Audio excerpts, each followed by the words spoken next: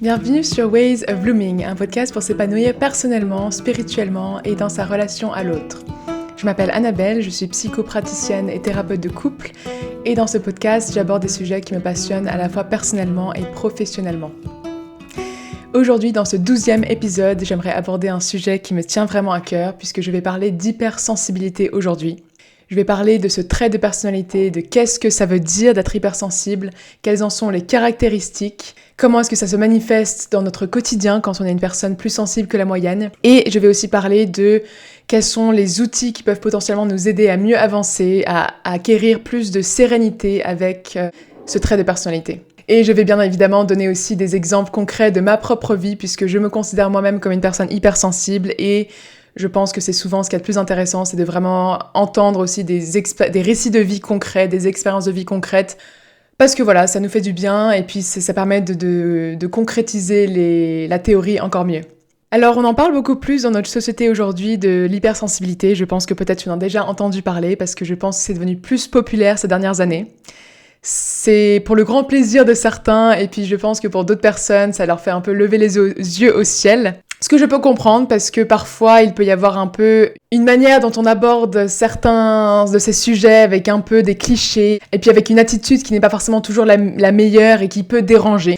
Mais ça reste un sujet que je trouve vraiment pertinent et je pense qui est réel tout simplement. Il y a eu des recherches qui ont été faites, et je vais en parler tout à l'heure, mais qui ont été faites et élaborées beaucoup sur ce trait de personnalité.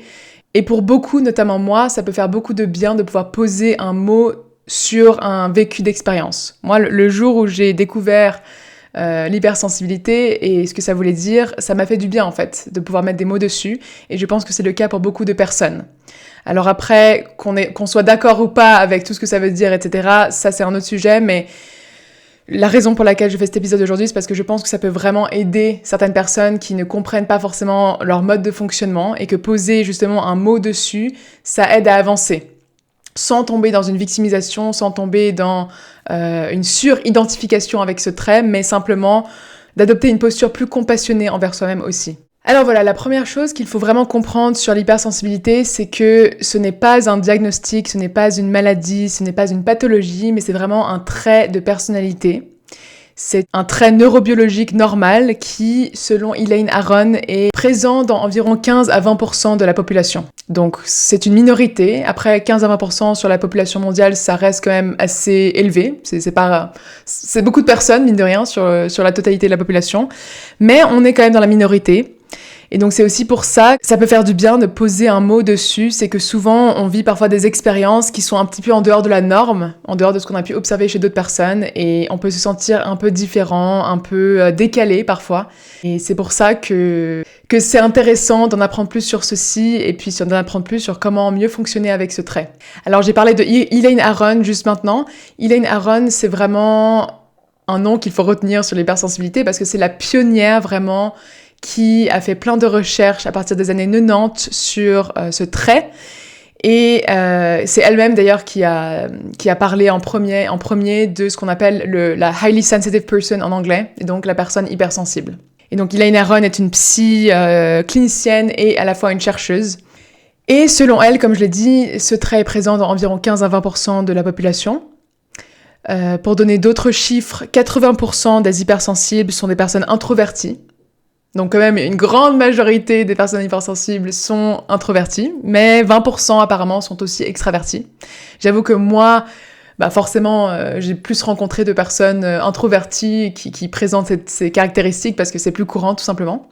Et puis, de nouveau, toujours vis-à-vis de Elaine Aron, elle a introduit cet acronyme qu'on dit DOS en anglais pour catégoriser les différentes facettes de ce que ça veut dire être hypersensible. Donc DOS, ça veut dire la première lettre D, Depth of Processing, donc profondeur de traitement.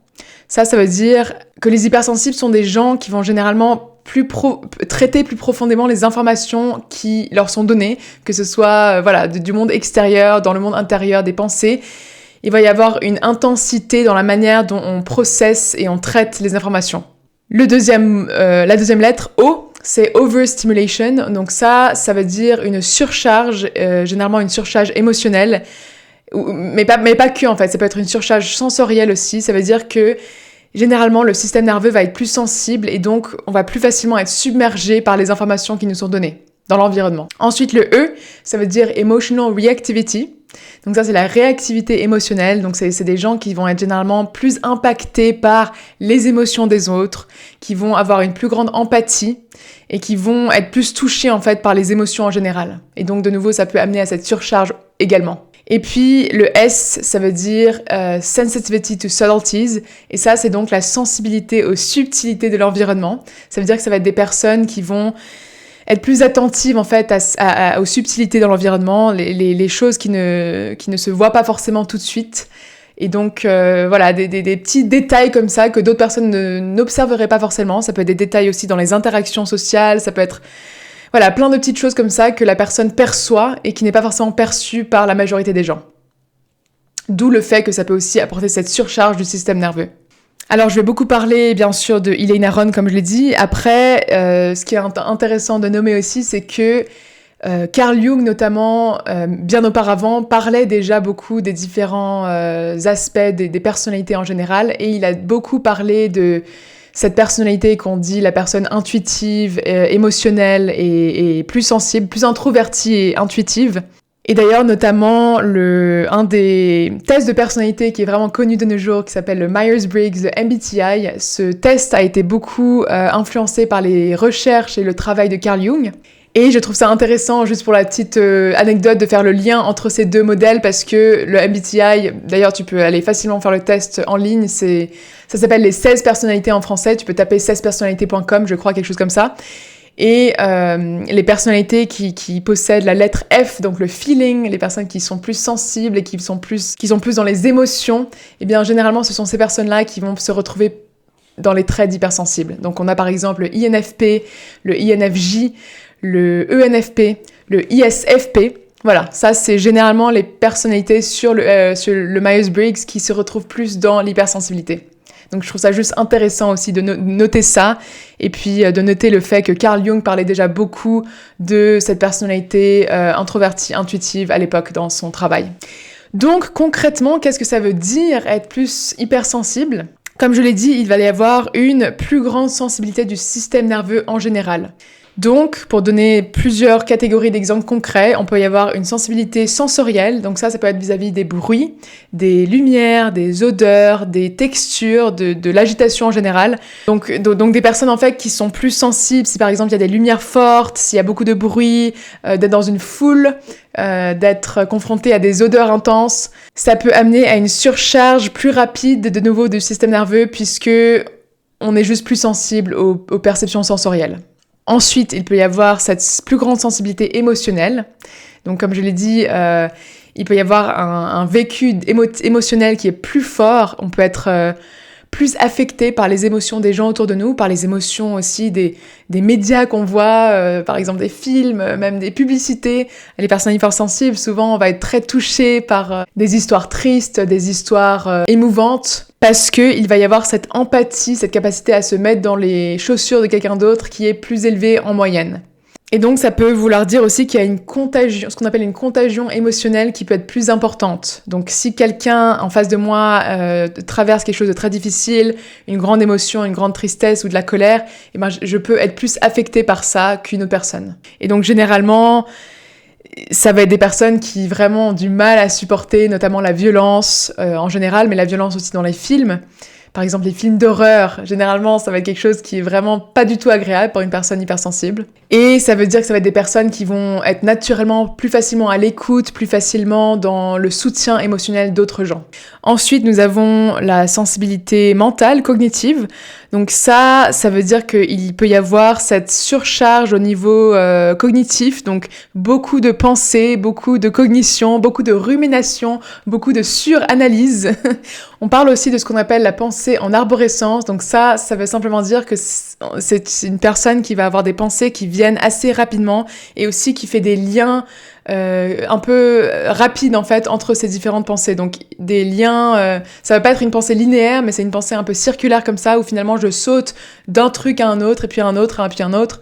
Et donc ça peut aussi amener cette surcharge cognitive, cette surrumination, cette suranalyse des choses qui n'est pas toujours agréable bien sûr parce que ça apporte plus de névrose en général. Après, dans le côté positif, c'est que ça peut amener une imagination plus grande, une créativité plus grande, puisque on arrive à visualiser des choses et puis à faire des liens entre des choses que d'autres personnes peut-être ne feraient pas. Après, il y a aussi cette sensibilité relationnelle, et ça, c'est généralement des personnes qui ont besoin de liens vraiment vrais et authentiques. Puisque ce sont des personnes généralement on est plus sensible aux non-dits, on est plus sensible aux tensions et justement à cette surcharge émotionnelle. Généralement, on préfère avoir moins d'amis, mais des amis plus vrais et plus authentiques, des vrais liens en fait, plutôt que d'avoir trop de gens dans notre vie où le lien reste superficiel. Ça, c'est quelque chose que j'entends aussi beaucoup quand je consulte avec des gens qui sont hypersensibles, c'est que il y a vraiment ce désir d'avoir des liens authentiques et profonds. Et donc, généralement, ce ne sont pas des personnes qui vont avoir plein de gens autour d'eux, mais qui vont avoir un cercle plus restreint. Et puis, il peut aussi y avoir tout simplement cette surcharge et cette sensibilité physiologique, ce qui veut dire que notre corps, en général, va être plus facilement surmené, surchargé, une fatigue plus rapide, un système nerveux plus facilement en alerte et un besoin de récupération, du coup, qui va être plus fort que d'autres personnes. Et ça, vraiment, généralement, vu qu'on traite des informations de manière plus profonde, eh bien, en effet, on a peut-être besoin de plus de temps pour se reposer, pour récupérer, plus de temps seul. Et ça, je vais en parler aussi tout à l'heure dans les choses qui vont être aidantes pour les gens hypersensibles, mais vraiment de pouvoir récupérer et s'autoriser à avoir des temps morts, des temps où on n'est pas, justement, dans la stimulation quelconque, ça peut faire beaucoup de bien, parce que la fatigue peut s'installer plus rapidement. Alors, qu'est-ce que ça veut dire tout ça pour sa vie quotidienne en tant qu'hypersensible ? Ça veut dire beaucoup de choses. Ça peut vouloir dire qu'on a, comme je l'ai dit, une fatigue qui va arriver plus rapidement, notamment une fatigue sociale. Donc, un besoin de solitude qui va vraiment être important pour justement récupérer de toute cette surcharge, tout ce qu'on a accumulé au cours de sa journée. Ça peut vouloir dire une difficulté à se déconnecter, et donc d'où le fait qu'on a besoin justement de ces temps morts, de ces temps seuls, parce que vu qu'on traite les informations de manière un peu plus profonde, eh bien on peut facilement se retrouver dans des spirales de pensée, des spirales de rumination, des tourbillons émotionnels qui sont un peu trop intenses et qui peuvent nous surcharger. Et donc, il y a vraiment ce besoin d'apprendre à mieux connaître son système nerveux en général pour mieux connaître ses limites. Dans les relations, les hypersensibles sont des gens qui vont aussi être beaucoup justement dans cette empathie, dans cette écoute, mais du coup qui peuvent avoir tendance à trop se suradapter, à avoir peur du conflit, à avoir peur de blesser, à être dans ce qu'on appelle le fameux people pleasing, donc toujours aller dans le sens de l'autre en oubliant ses propres besoins, difficulté à poser des limites, difficulté à dire non. Et puis, ça peut amener à un épuisement émotionnel, en fait, puisque si on est toujours en train de donner, tenir l'espace pour les autres, et puis d'être dans le oui et dire oui à tout, eh bien forcément, au bout d'un moment, ça peut nous surmener, ça peut être un trop-plein. Et donc ça, de nouveau, je vais en parler tout à l'heure, mais c'est vraiment une des tendances clés dans les hypersensibles, c'est de réussir à mieux connaître ses capacités, mieux connaître ses limites pour pouvoir mieux poser ces fameuses limites et mieux dire non dans les situations où on a besoin de se recharger soi-même. Et d'ailleurs, tout ça, ça peut être des choses qui peuvent être d'autant plus importantes au niveau du milieu du travail, donc dans sa profession, eh bien, les hypersensibles, ils vont être d'autant plus sujets à un surmenage, potentiellement, qui pourra mener à un burn-out s'ils ne font pas attention, parce que, de nouveau, cette surcharge, ce trop-plein, cette difficulté à poser des limites et à dire non, ce qui peut mener aussi à du perfectionnisme, à être trop dur avec soi-même. Et du coup, c'est vraiment important de réaliser ça aussi dans le milieu du travail, parce que pas forcément tous les milieux vont être adaptés pour ce genre de personnalité. Beaucoup, malheureusement, de milieux, de domaines ne sont pas forcément adaptés à une personnalité qui est plus sensible, tout simplement. Et donc ça, si malheureusement on s'est retrouvé dans un milieu qui n'est pas adapté à nous, bah forcément, ça peut nous faire souffrir, ça peut être un peu plus compliqué, quoi. Alors voilà, tout ça, toutes ces différentes caractéristiques que je viens de nommer, elles peuvent bien évidemment se manifester de manière assez différente selon les personnes, parce qu'on reste des personnes uniques, on reste des gens avec des historiques, des histoires uniques. Et donc, je vais maintenant parler un petit peu de mon expérience pour un peu amener tout ça dans un exemple concret qui est le mien et montrer en fait comment pour moi ça s'est manifesté. Et puis ensuite, je parlerai en deuxième lieu de quelles sont les choses qui sont vraiment importantes à garder en tête et les outils pour mieux apprivoiser ce trop-plein qu'on a, pour mieux apprivoiser toutes ces caractéristiques et toute cette surcharge à laquelle on peut être sujet. Donc moi, dans mon enfance, pour revenir au début, j'étais une enfant qu'on disait timide.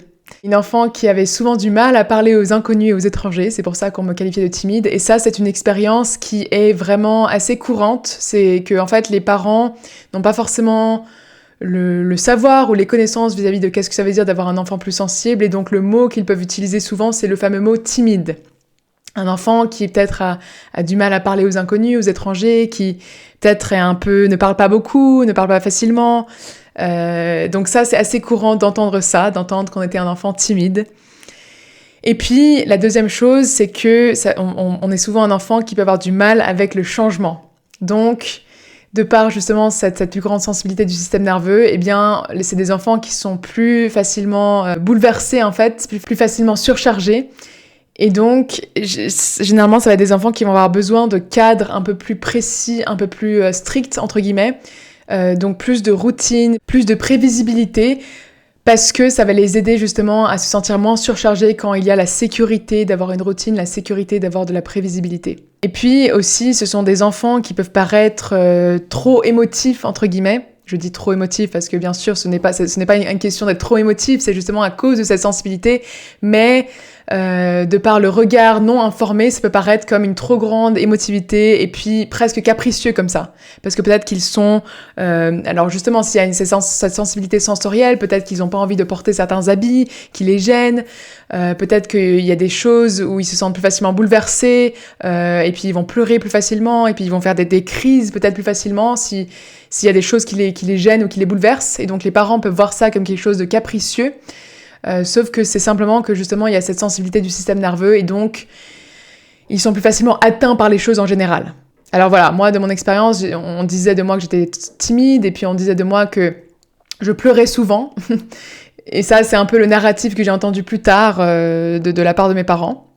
Et donc, à partir du moment où j'ai des souvenirs, parce qu'évidemment, quand j'ai pas énormément de souvenirs de cet âge-là quand j'étais plus jeune, mais à partir du moment où j'ai des souvenirs, c'est à travers plutôt, du coup, le milieu scolaire, quand j'étais à l'école. Et moi, je me souviens que j'avais vraiment du mal parfois à comprendre certaines règles sociales ou certaines choses qui peut-être pour d'autres étaient plus naturelles.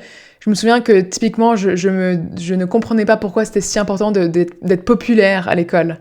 Et que ça avait l'air d'être tellement important pour tellement de camarades et d'amis même, de ce sentiment de se sentir populaire et d'être un peu dans ce statut plus élevé vis-à-vis des autres. Moi, c'était pas du tout quelque chose qui m'intéressait, je voulais juste vivre ma vie tranquillement, entre guillemets.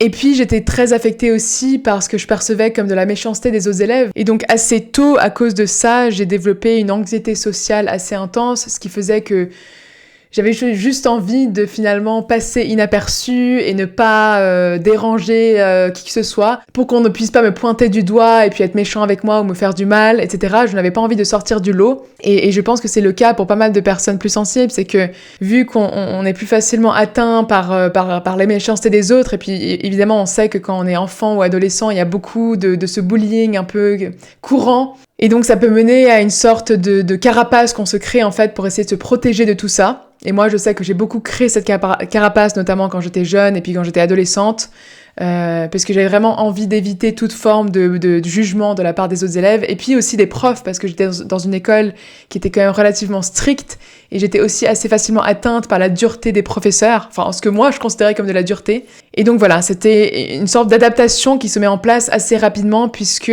on est plus facilement atteint par les choses, et bien on a envie de se protéger, et donc ça peut créer cette carapace, ça peut créer cette anxiété, ce que d'autres appelleraient aussi la timidité. Et donc généralement on essaye pas trop, c'est pas forcément les élèves qui vont le plus sortir du lot, ça va plutôt être les élèves assez discrets, assez silencieux comme ça, qui peut-être se mettent au fond de la classe et qui parlent pas trop. Et ben moi c'était vraiment ça, c'était juste voilà, je suis un peu dans la classe, je parle pas trop, je lève pas la main, j'essaye de passer inaperçue parce que je me sens un peu trop facilement submergée et atteinte par toutes les dynamiques sociales quand on est adolescent. Et puis ça voulait aussi dire que je suis assez rapidement devenue un peu celle qui aimait toujours ramener la paix chez les autres et ramener la paix dans les conflits. Et ça, c'est aussi quelque chose qui est assez courant quand on est une personne plus sensible, c'est vu qu'on n'aime pas le conflit, on n'aime pas la violence, on n'aime pas rentrer dans de la méchanceté ou dans de la dureté avec les autres, eh bien on a tendance à devenir un peu ceux ou celles qui ont envie que tout se passe bien avec tout le monde. Et puis ce qu'on appelle en anglais les peacemakers, que ce soit dans le système familial ou bien écolier, eh bien voilà, on devient un peu ces gens, ces thérapeutes avant l'heure, entre guillemets. Et je sais que pour moi, j'ai des souvenirs que c'était toujours très difficile pour moi de prendre parti dans les conflits. Parce que souvent aussi, je ne comprenais pas forcément pourquoi les gens se fâchaient entre eux, même si se fâchaient parfois intensément pour des choses qui me paraissaient petites ou pas très importantes. Justement, c'était des conflits des fois de statut ou de popularité. Et puis je me souviens très clairement, même une fois qu'il y avait eu un conflit dans mon groupe d'amis, et puis ça avait été tout un truc. Et puis moi, on m'avait demandé à un moment donné très clairement, mais Annabelle, toi, tu es dans quel camp en fait? Parce que c'était un conflit qui avait lieu entre filles, et puis c'était 2 groupes de filles. Et puis on m'avait dit, mais Annabelle, tu es dans quel camp? Et moi, je me souviens que j'avais répondu, mais non, mais moi, je suis pas dans un camp, je comprends les deux, etc. Et puis la fille, en l'occurrence, m'avait dit un truc du style, ah oui, mais de toute façon, toi, tu prends jamais parti, de toute façon, t'es toujours neutre. Et puis c'était un peu, elle était énervée en fait, qu'elle considérait que j'étais toujours neutre. Et voilà, donc ça, c'est un exemple que j'ai beaucoup vécu, et notamment aussi dans mon système familial, où dès qu'il y avait peut-être des disputes entre ma mère et mon frère, je voulais absolument ramener la paix. Essayer de régler le problème, essayer de protéger les gens aussi. J'ai beaucoup essayé de protéger ma mère, notamment, quand il y avait des conflits dans mon système familial. Et puis, tout ça, c'est pas pour rien aussi que souvent, les personnes hypersensibles peuvent s'orienter vers des métiers qui vont être des métiers où on prend soin des autres. Voilà, moi, c'est pas pour rien que je suis devenue psy, c'est parce qu'il y avait cette habileté naturelle et puis cet intérêt naturel pour ramener la paix, pour être à l'écoute, pour aider les autres. Et beaucoup d'hypersensibles vont se retrouver là-dedans et vont s'orienter naturellement vers des domaines où on est dans le soin de l'humain. Alors après, vu que justement, on est dans cette empathie plus facile vis-à-vis des autres, et qu'on est plus facilement submergé. Et ça peut aussi vouloir dire que du coup, nous, on se met un peu en retrait et en arrière. Parce qu'on a tellement envie de faire plaisir et puis d'aider, etc., que finalement, on n'a pas envie d'être un fardeau, on n'a pas envie de déranger. Et ça peut notamment amener aussi cet effacement où nous, on sombre un peu dans le silence et puis en arrière-plan, on se met pas trop en avant. Et donc, de nouveau, ça peut apporter ce sentiment vis-à-vis des autres qu'on est une personne un peu effacée, un peu en retrait. Moi, ça a beaucoup été mon cas, notamment dans mon adolescence, d'être un peu cette personne qui finalement je m'étais beaucoup attachée à ma meilleure amie de l'époque, et puis elle était beaucoup plus extravertie et puis voulait plus justement appartenir à différents groupes. Et puis moi, j'étais un peu dans son ombre, entre guillemets, je m'étais un peu accrochée à elle en mode, bon bah voilà, j'ai au moins cette amie-là, et puis comme ça, je suis en sécurité avec elle. Et puis j'étais un peu sans arrêt dans son ombre, à pas trop vouloir parler à tout le monde, et puis à vouloir passer un peu inaperçu de cette manière-là. Alors après, pour moi, dans ma vie personnelle, ça a aussi voulu dire que je me suis très très tôt intéressée à des questions philosophiques, à des questions de spiritualité, à des questions de sens profond de la vie. Ça, c'est aussi une autre caractéristique, c'est que on se pose souvent des questions sur le sens de la vie, etc. Et on a beaucoup de ces questionnements intérieurs. Et donc très tôt, très jeune, adolescente, j'ai commencé à lire des livres sur la spiritualité. Les premiers livres spirituels que j'ai lus, je crois que c'est un des premiers, ça devait être Osho. Si jamais tu connais, c'est un gourou, on dira, spirituel indien. Alors bon, il a été un peu controversé par la suite parce qu'il y a notamment eu un documentaire qui a été fait sur lui sur Netflix. Donc voilà, il a été sujet à pas mal de controverses, mais tout ça pour dire que voilà, c'était un peu pour moi une manière d'essayer de mieux comprendre l'univers, de mieux comprendre le monde, puis de donner du sens à tout ça. Et donc c'est ce qu'on voit aussi beaucoup dans les personnes hypersensibles, c'est qu'il va y avoir cette cultivation d'un jardin secret en fait, d'un jardin un peu intérieur assez précieux, qu'on crée généralement pour essayer un peu de se protéger de ce monde extérieur qui paraît un peu abrupt et paraît trop intense pour nous. Alors évidemment, ça dépend aussi comment on a grandi, on n'a pas tous... C'est là que l'histoire personnelle joue beaucoup, bien sûr, parce que selon ce qu'on a vécu, on peut avoir réagi de diverses manières. Mais en tout cas, moi, je sais que j'ai beaucoup cultivé ce jardin intérieur et cet espace intérieur qui pour moi était une manière de me créer ce cocon face au monde qui parfois a été un trop-plein. Alors, comme je l'ai dit, quand on est hypersensible, on a tendance à être plus perceptif vis-à-vis des subtilités de l'environnement, et ça peut être ces subtilités vis-à-vis des gens autour de nous, donc les subtilités dans les relations, les non-dits, le langage non-verbal que les autres ont, les soupirs, les moments où les gens commencent à croiser les bras, les moments où les gens commencent à détourner le regard, et où finalement peut-être que une personne est en train de verbaliser quelque chose à l'oral, mais c'est pas forcément ce qu'on perçoit dans son langage non verbal, et donc ça, on peut être plus à même de déceler certaines de ces choses. Et puis de nouveau, moi c'est pas pour rien que je me suis orientée vers la psychologie, c'est parce que, alors oui, après on apprend aussi en tant que thérapeute et en tant que psy à être plus sensible et perceptif vis-à-vis de toutes ces subtilités, donc c'est quelque chose que j'ai développé encore plus par la suite de par mes études. Mais il s'avère que généralement, il y a aussi une capacité un peu plus naturelle à faire ça chez les hypersensibles.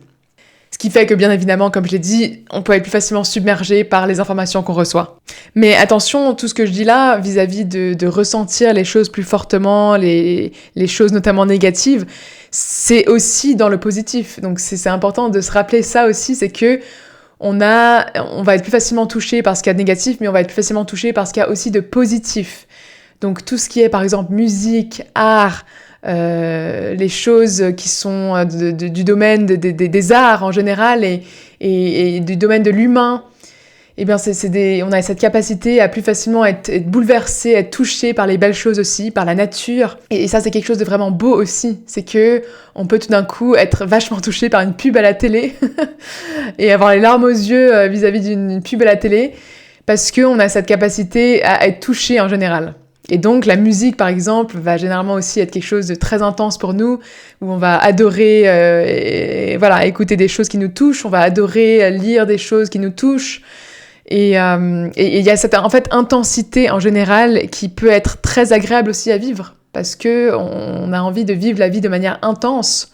Et donc c'est là aussi la grande force de cette hypersensibilité, c'est que ça peut apporter cette créativité, cette émotion dans les diverses choses qu'on entreprend, dans notre travail. Ça peut nous aider et puis faire qu'on crée des belles choses. Et puis aussi cette intensité dans le lien à l'autre, c'est-à-dire que comme je l'ai dit tout à l'heure, on a vraiment ce désir d'avoir des liens qui sont vrais, des liens qui sont authentiques et qui sont dans l'amour en fait. Et ça, c'est quelque chose qui pour ma part, je l'ai toujours beaucoup ressenti aussi, c'est que ça a toujours été important pour moi d'avoir des cercles plus restreints, mais des cercles vraiment où j'avais l'impression qu'on était connectés émotionnellement, pas juste des relations plus superficielles et avec beaucoup d'amis.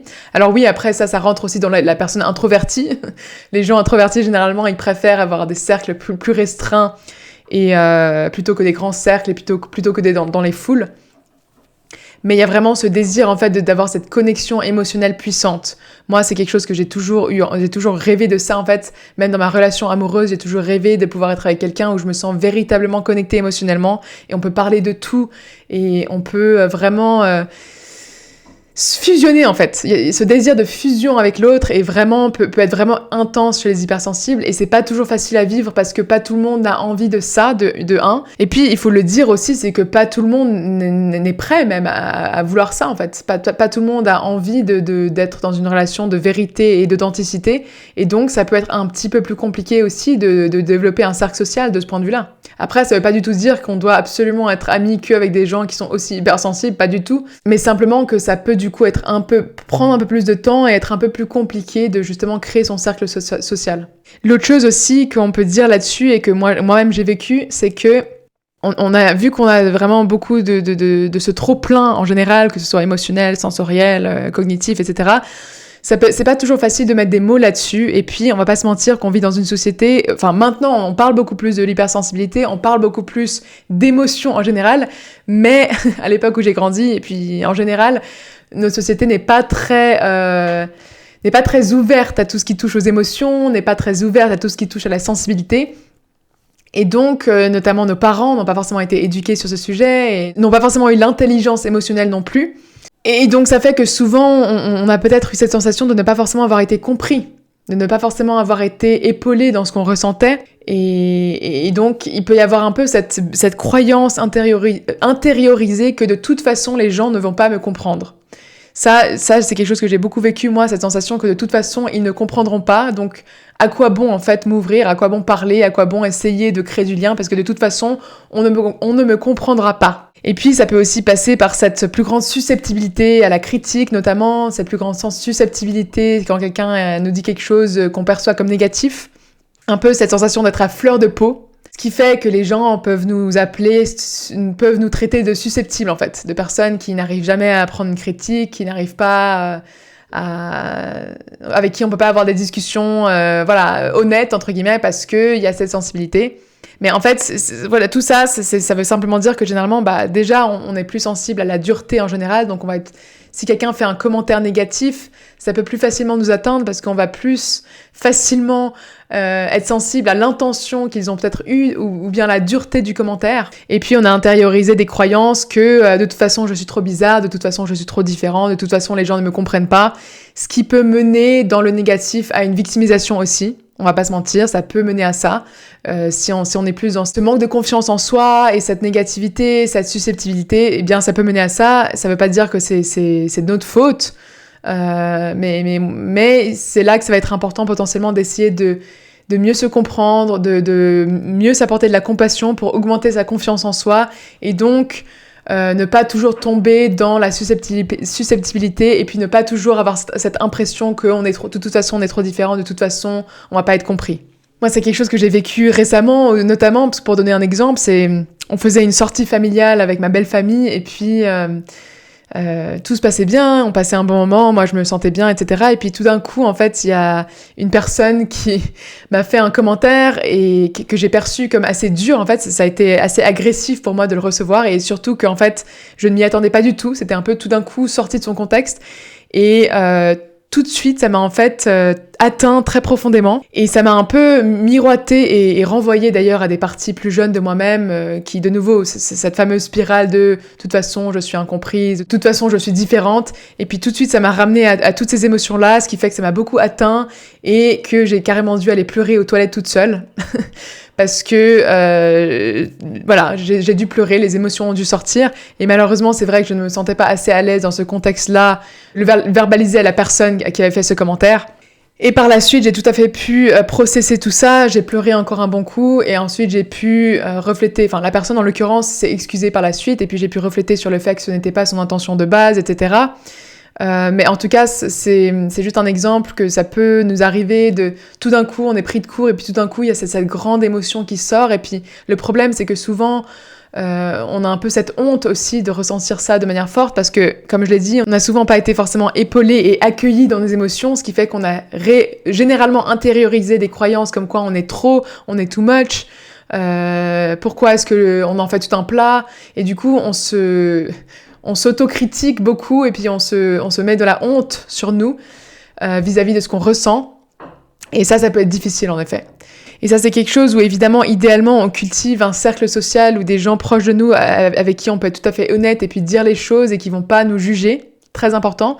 Mais voilà, on est dans un contexte très souvent où on n'a pas la capacité de le verbaliser, soit parce qu'on est au travail, soit parce que on sait très bien que le contexte n'est pas approprié pour commencer à déballer tous ces ressentis. Et donc là, ça va être très important d'avoir cette compassion envers soi-même surtout. Cette compassion envers soi-même en fait, c'est ok si je suis touchée par ça. C'est ok d'être touché par ça. Et si on sait qu'on est hypersensible, c'est plus facile justement d'avoir cette compassion envers soi-même parce qu'on peut mettre un mot dessus. On se connaît, on a appris à se connaître et on a appris à connaître que parfois, il faut juste que ça sorte, il faut juste qu'on puisse extérioriser. Et ensuite, ça va mieux. Et il n'y a pas de mal à ça, et c'est là que ça va être très important d'apprendre vraiment à se connaître. Et c'est là que j'en viens à la fameuse partie de cet épisode où je vais parler de comment avancer, comment mieux gérer cette hypersensibilité et de manière plus sereine. Et justement, une des grandes choses qu'il faut réaliser, c'est que ce trait de personnalité, cette sensibilité qu'on a n'est pas une pathologie à guérir. Je vois tellement souvent des gens en consultation qui ont cette hypersensibilité et qui finalement essayent de la rejeter à tout prix, qui ont cette énorme résistance vis-à-vis d'elle en se disant « mais pourquoi je suis comme ça ? Ma vie serait tellement plus simple si j'étais pas comme ça. Je déteste ces facettes de moi-même, je déteste être comme ça, je me sens différent, je me sens trop plein, too much, je me sens too much ». Et donc, il y a cette énorme résistance et cette énorme autocritique qui se crée à cause de ça. Et donc, vraiment, une des premières choses, et c'est aussi pour ça que je fais cet épisode notamment, c'est de comprendre que c'est ok d'être hypersensible et qu'il y a aussi des très belles choses qui viennent avec ces caractéristiques. Et donc, apprendre à s'accepter comme on est. Alors oui, il peut y avoir des choses qui sont plus difficiles à vivre, il peut y avoir des facettes de notre vie qui vont être plus compliquées à cause de ça, mais c'est quelque chose qui fait partie de nous. C'est pas pour rien qu'on est comme ça. Et c'est pas une pathologie, c'est pas quelque chose qu'il va falloir guérir, il faut pas à tout prix essayer de se changer qui nous sommes. Il faut en premier lieu réussir à accepter sa différence, accepter qu'on a ce genre de ressenti, accepter qu'on a des émotions plus fortes. Parce que notre vie va être bien plus simple si on l'accepte. Notre vie va être bien meilleure si on arrive à faire la paix avec cette partie de nous-mêmes, si on arrive à faire la paix avec le fait qu'on est comme ça. Moi, je trouve qu'il y a vraiment... Moi, je suis contente d'être comme ça. Moi, je suis contente d'avoir cette capacité à empathiser avec les autres, avoir une plus grande compassion.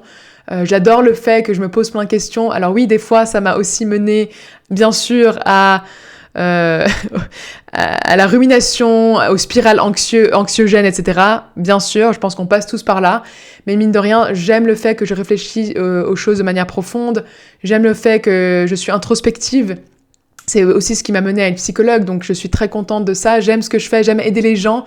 J'aime le fait que je peux écouter de la musique et que ça me donne des frissons, ça me donne les larmes aux yeux, que je regarde des films émouvants et que ça me touche profondément.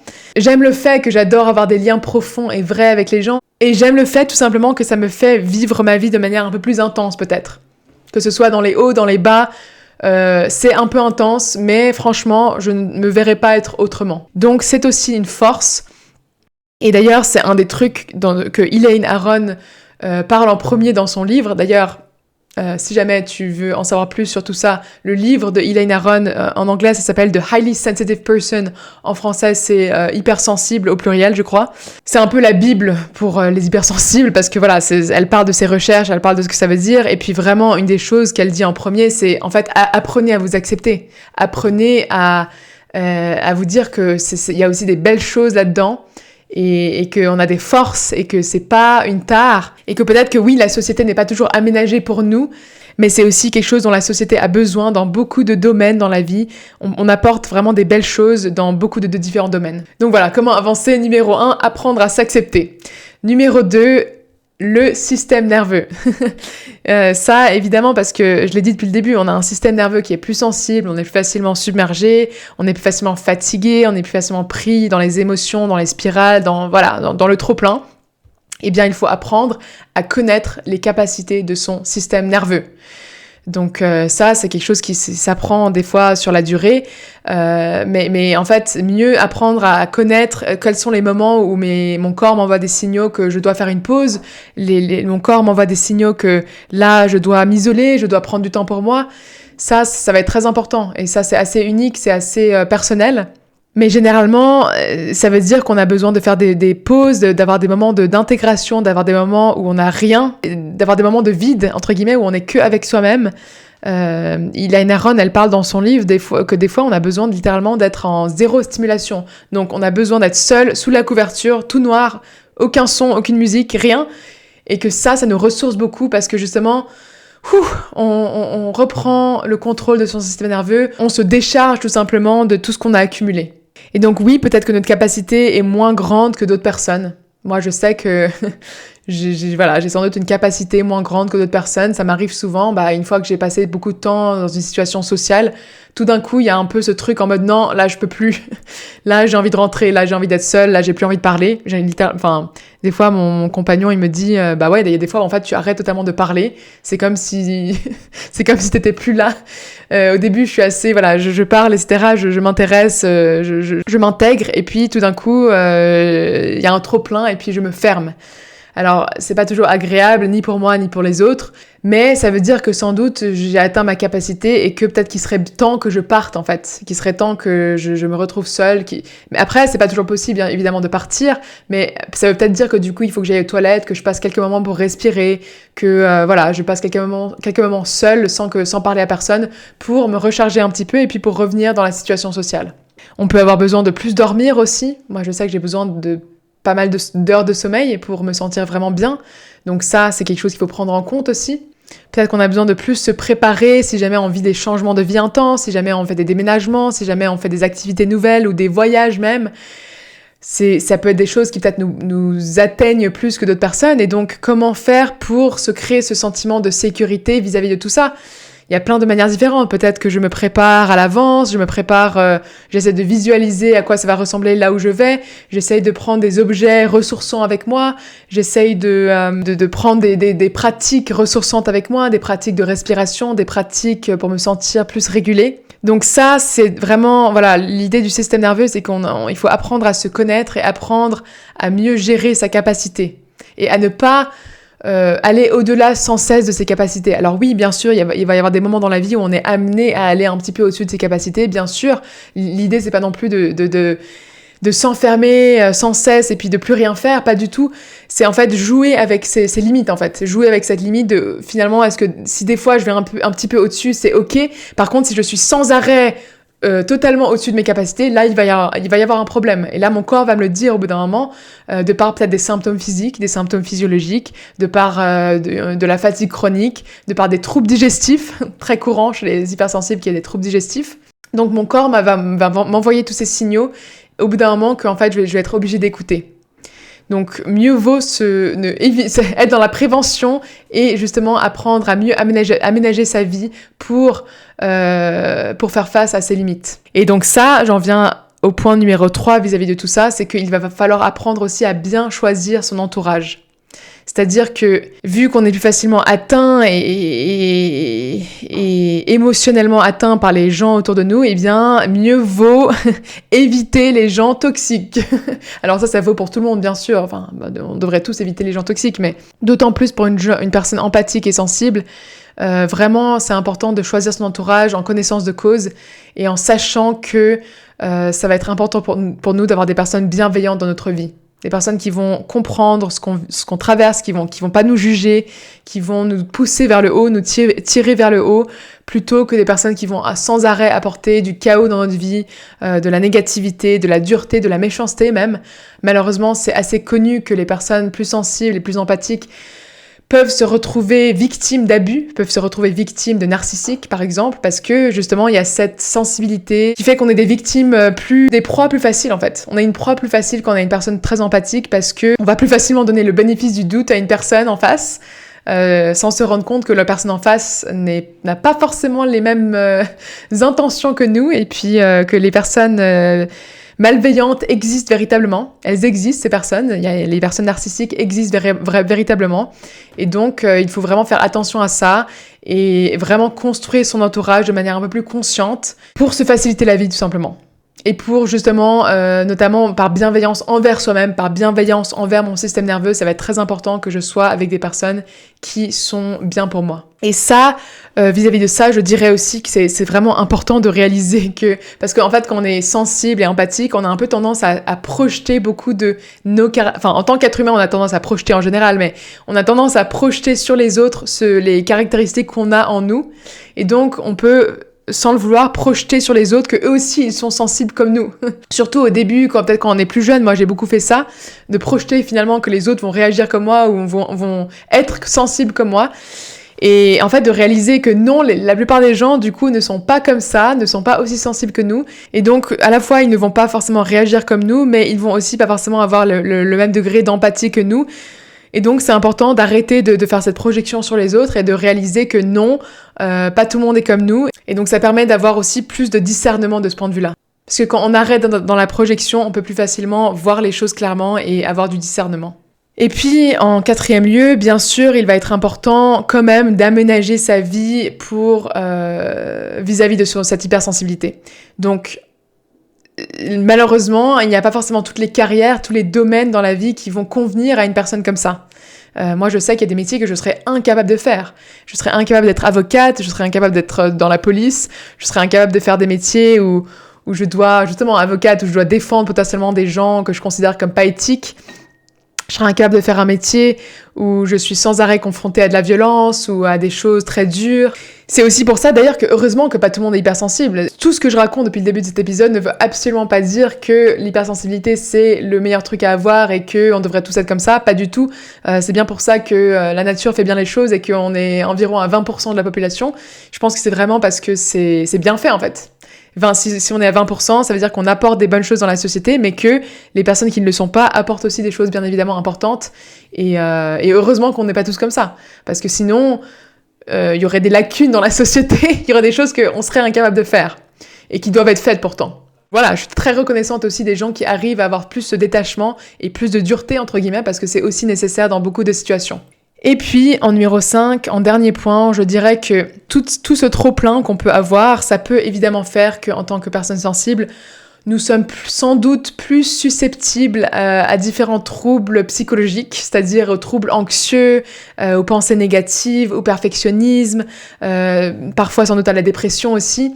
Ça paraît naturel que, étant donné qu'on est plus facilement affecté par les choses en général, on est plus facilement névrosé en général. Et donc, vraiment, je pense que c'est fondamental en tant que personne comme ça de faire un travail thérapeutique. Surtout si on est tombé trop dans le négatif, c'est-à-dire qu'on est très anxieux, on a beaucoup de pensées négatives, ça peut faire vraiment beaucoup de bien d'apprendre à se connaître et puis d'apprendre à mieux gérer ça. C'est-à-dire que je suis convaincue qu'en fait, comme beaucoup de choses dans la vie, mais il peut y avoir le côté sombre et le côté dans la lumière. Et donc, une personne hypersensible qui n'a pas confiance en elle, qui est dans la névrose, qui est dans l'anxiété, etc., peut malheureusement facilement tomber dans une auto-victimisation aussi, avoir l'impression que le monde est contre elle, que tout est contre elle, que tout le monde est contre elle, et en fait tomber dans une névrose négative qui finalement va la desservir. Alors qu'une personne hypersensible, mais qui a appris à gérer ses traits de personnalité, a appris à gérer ses capacités, et puis a confiance en elle, très important, la confiance en soi. De toute façon, pour tout le monde, c'est très important, mais une personne hypersensible qui a confiance en elle, ça va vraiment faire une grande différence. Parce qu'on va beaucoup moins facilement tomber dans les côtés négatifs, on va beaucoup moins facilement tomber dans l'anxiété, et on va pouvoir mieux utiliser ses capacités du coup, et puis mieux utiliser les forces de toutes ces caractéristiques plutôt que les faiblesses. Donc vraiment, je trouve que c'est génial de pouvoir travailler sur soi. En plus, généralement, on aime l'introspection, on aime travailler sur soi, donc c'est pas pour rien que moi je vois beaucoup d'hypersensibles dans mes consultations, c'est parce qu'on est souvent intéressé par l'introspection et donc on est souvent naturellement orienté vers ce genre de choses, vers la thérapie en général. Et je pense que c'est très bien parce que ça peut vraiment nous aider à faire la paix avec qui on est, nous aider à faire la paix avec notre système de fonctionnement et puis de mieux gérer ses pensées anxiogènes, son trop-plein, ce surmenage. Une fois qu'on a compris tout ça et qu'on a repris confiance en soi, qu'on a repris confiance dans nos forces, et vraiment la vie est bien meilleure. Et c'est là qu'on peut vraiment actionner aussi les belles choses et puis utiliser nos forces, utiliser les dons que nous possédons pour le meilleur. Donc je vais résumer toutes les différentes choses qui je pense sont importantes à noter et les outils qui sont importants de connaître pour mieux avancer de manière sereine et mieux apprivoiser son trop-plein en tant qu'hypersensible. Numéro 1, réaliser que ce trait n'est pas une pathologie et apprendre à mieux s'accepter tel qu'on est. Accepter qui on est et puis les forces qui viennent avec toutes ces caractéristiques. En deuxième lieu, vraiment apprendre à connaître les capacités de son système nerveux. Donc, pratiquer des régulations de son système nerveux, ralentir, faire des temps de pause et d'intégration, connaître ses limites et oser poser ses limites si besoin. Numéro 3, bien choisir son entourage. Vraiment s'entourer de personnes bienveillantes et qui vont nous tirer vers le haut et pas nous juger. Et donc ça va de pair aussi avec apprendre à poser des limites. Numéro 4, aménager sa vie pour prendre en compte sa sensibilité. Donc se rendre compte qu'on n'est pas fait pour tous les types de métiers, pour toutes les... Voilà, qu'on doit aménager sa vie pour prendre en compte sa sensibilité et que ça veut dire que peut-être notre vie va devoir être un peu différente de la norme et c'est ok. Et puis, numéro 5, si on a l'impression qu'on est trop anxieux, trop submergé, et puis qu'on est tombé un peu dans cette auto-victimisation aussi de par cette sensibilité, eh bien vraiment ne pas hésiter à faire un travail thérapeutique et réapprendre à prendre confiance en soi et à mieux gérer son trop-plein, mieux gérer ses pensées négatives, parce que vraiment ça peut nous faire extrêmement de bien d'apprendre à gérer ça de manière plus efficace. Alors voilà, je m'arrête là pour cet épisode aujourd'hui. J'espère que c'était intéressant pour toi si tu es une personne hypersensible et puis si tu n'en es pas une, que ça a pu t'informer peut-être sur des proches qui le sont. Et je serais vraiment ravie d'entendre si jamais tu as des commentaires, si jamais tu t'es retrouvé dans certaines choses que j'ai pu mentionner et dire parce que ça fait toujours plaisir d'en apprendre plus sur d'autres personnes et puis sur leur expérience de vie aussi, parce qu'on a tous aussi des expériences de vie un peu différentes, même si on est hypersensible, on n'est pas les mêmes personnes non plus. Et si jamais tu as apprécié ce que j'ai dit, cet épisode, je serais ravie si tu peux mettre 5 étoiles sur Spotify, et puis si tu peux liker et commenter sur YouTube, et puis les autres plateformes. Et puis aussi, si jamais tu as envie de commencer un travail thérapeutique, je suis ouverte à des nouveaux clients, que ce soit en présentiel en Suisse ou bien en ligne. Et tu peux en apprendre plus sur la manière dont je travaille, et puis mon contact dans mes différents liens, sur mes réseaux, etc. Et puis sur mon site web. Merci beaucoup à toi de ton écoute, et puis tout le meilleur pour toi dans la vie en général. À tout bientôt.